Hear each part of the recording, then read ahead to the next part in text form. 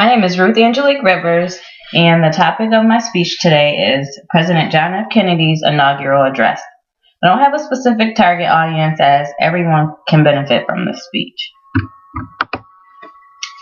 When a political candidate is running for office, it does not matter if they are Democratic or Republican. The public wants to know what they can do for them.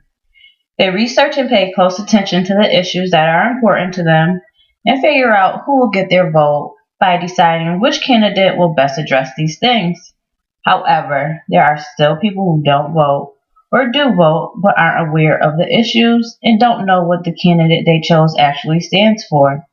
This pattern of unawareness continues even as today's generation is being pushed to register and vote as soon as they are able to.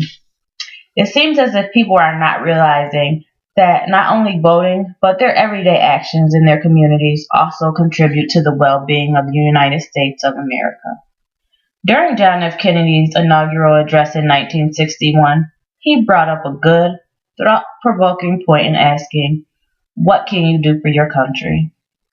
Democracy in America speaks on how democracy has influences even in families, and how when people are treated equally, they are able to establish better relationships with each other. Our democracy was put into place so people could make their voices heard, communicate with others, and come to conclusions, sometimes having to compromise. However, as I stated earlier, not all Americans are taking advantage of this opportunity, and this is the first step in making changes to our country. Breitbart.com states that 13 million more people voted in 2008 than in 2012, showing that people just aren't taking that step toward making change in our country, and as a whole are digressing in that area instead of progressing. When John F. Kennedy gave his speech on January 20th, 1961, he had already won the presidential election, so the citizens of the United States were already past the voting stage. After he vowed to preserve, protect, and defend the Constitution of the United States, he went on to say later in his speech, "Ask not what your country can do for you.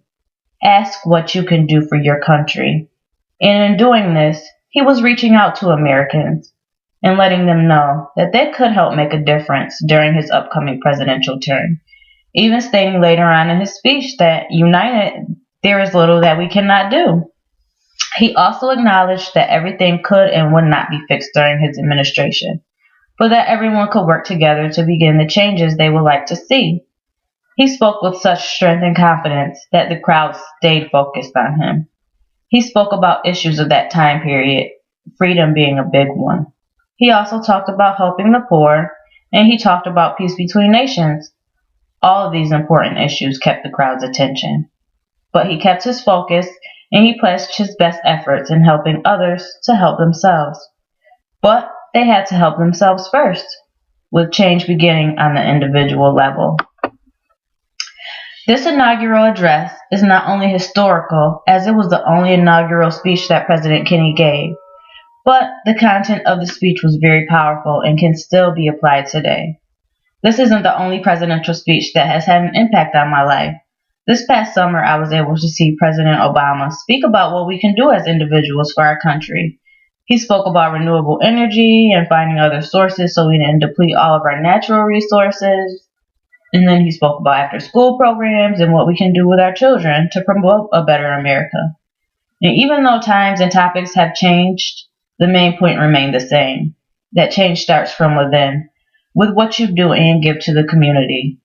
President Kennedy gave a powerful speech. He knew his audience and what information he wanted them to leave with. His delivery was flawless, and studying just a few of the techniques he used can help me with my public speaking tremendously.